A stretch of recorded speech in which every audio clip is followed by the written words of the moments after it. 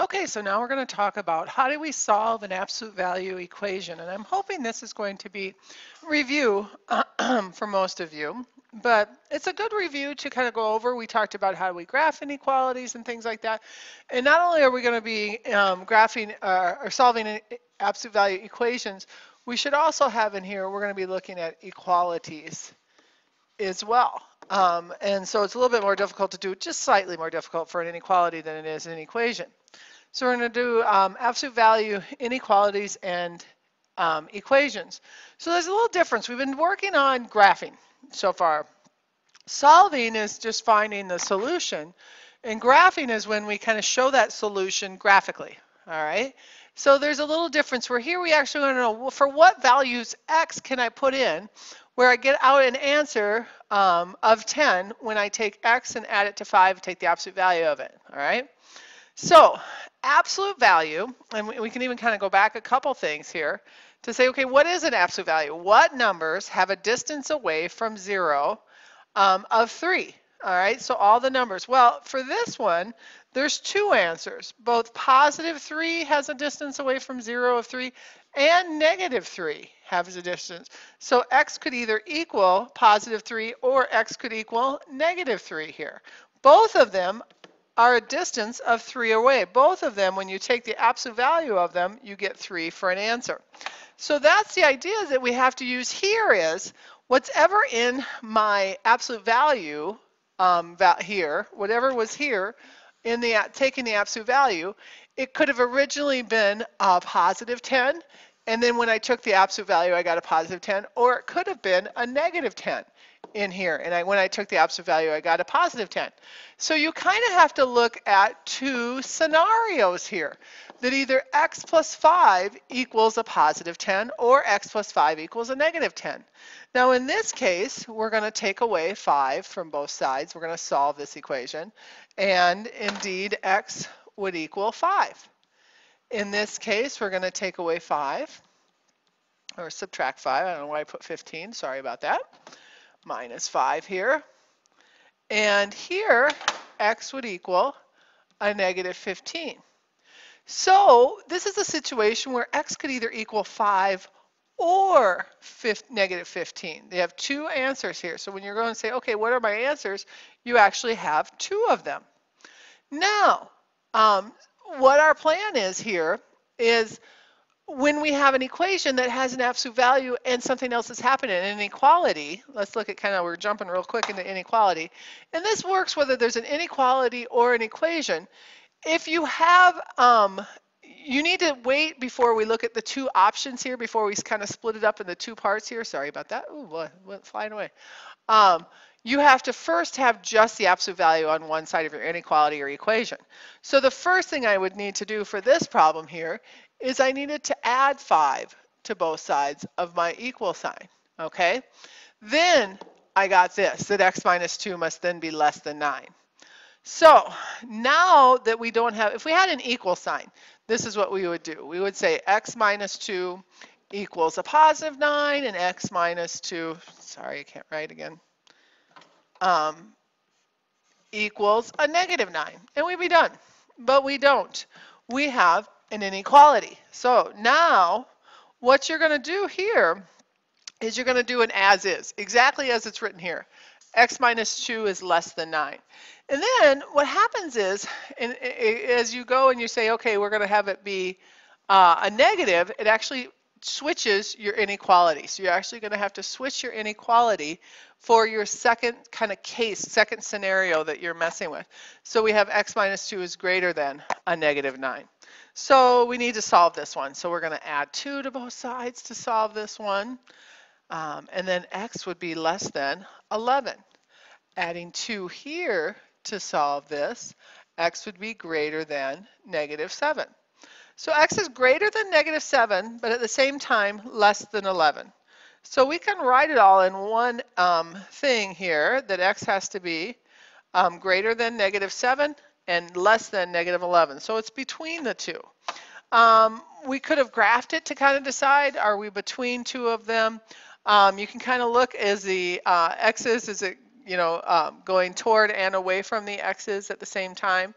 It kind of just depends on the problem. Like this would be our -7, here would be 0, here would be our 11. And that we were talking about anything below -7. So this is actually an and, not an or. So it's this the other one we had or, it was this number or this number. This is an and, that x has to be less than 11 and greater than -7. Whenever you start with a negative or a less than here, you're always going to get an and. They're always going to go toward each other. If you start with a greater than symbol, you would have an or in the end, and we'll show you kind of what that looks like here with this one. So remember this one when we started with, oh, we have another less than. That's okay. We'll solve this. So reminder. Okay, this was a good reminder here. Whenever you're dealing with negatives and inequalities, positives, negatives, and inequalities, you have to remember about the rule that switches your inequality. And let me give you an example of that. So for this problem, I would solve this by starting by adding 2 to both sides. Adding and subtracting never switches an inequality. So we're okay so far. But then here, to solve this, I would want to divide both sides by a -3. When you divide by a negative, it switches your inequality. And hopefully you've had that before, you've worked with that before. So be careful of that. Watch out for when you're dividing by a negative value that your inequality will switch. So now here's what I want to do, a greater than symbol, okay? So x plus 6 is greater than 4.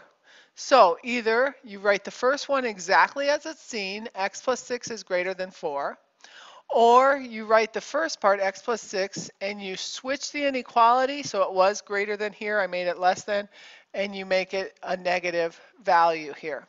In this case here, I'd subtract 6 from both sides, and x would be greater than -2. In this case, when I subtract 6 from both sides, I get that x is less than a -10. Now, if we think about, okay, how does that look when we graph it? Here's -10, and here's -2, and here's 0. So anything for -10, it's still less. So it's this direction that we'd be talking about, and it's still greater than 2. So it'd be like in this direction. So this one is an or. It has to be this or this. So it can't find a number. There's no number that can fit in both of these ranges. So it either has to be one or the other. So when you're kind of done with the shading, if the shadings go toward each other, it's an and. If the shadings are going to go away from each other, and you can see these are going away from each other here, it's going to be an or. Okay, let's look at another one. Some problems from your assignment for today. So we'll start with, I'm going to just pick this one here. We already have just the absolute value on one side of the equal sign. So our problem here would be set it equal to exactly as is, as you see it. And then the other problem, what if what was in between the absolute value sign was negative? So we leave it at a negative. So in this case, excuse me, I'm going to subtract 12 from both sides. And my a would equal 21. There we go, I got my math right there. Subtract 12 from both sides here. And my a would equal -45. All right, let me get one with an inequality. I don't know, I thought I had some. There's some with an inequality. Let's talk about, 11. It's such a good problem. First thing I'm going to need to do with 11 is I need to divide each and every term by 3. So now I have this, 2a plus 7 equals a plus 4. Now I need to switch it. All right, now I need to kind of do this to it. How do I switch it? Okay, well, before what I was doing, I didn't have an a in the equal sign area, but that's okay. We're not going to let that throw us off. So what we did, just exactly as we saw it, 2a plus 7 equals a plus 4. And then we said 2a plus 7, and then you just have to make it the opposite sign. So technically this is what I did here. I did this, a plus 4, and it was the opposite of it. So I subtracted both the a and the 4. In this case, to solve it, I'm going to take away an a from both sides. And so then I'm going to have a plus 7 equals 4. Take away 7 from both sides, a would equal -3. In this case, I'm going to add an a to both. Oh, you know what? I just realized what I did wrong. No, I did right. I'm going to add an a to both sides. So now I have 3a plus 7 equals -4. Subtract 7 from both sides. 3a equals -11. A would equal -11/3. Don't get worried if you get a fraction. Fractions can be our friends. Okay?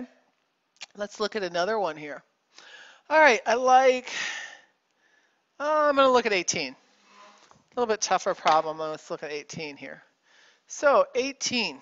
First thing I would need to do is I need to kind of take this minus 3x and I need to get it on the other side of the inequality, because before I split it up into two parts, I have to have just the absolute value on one side of my inequality or equation. So adding 3x's to both sides does not change my inequality. So I have that, and it doesn't change my inequality here. Now I have to think of it as two separate cases.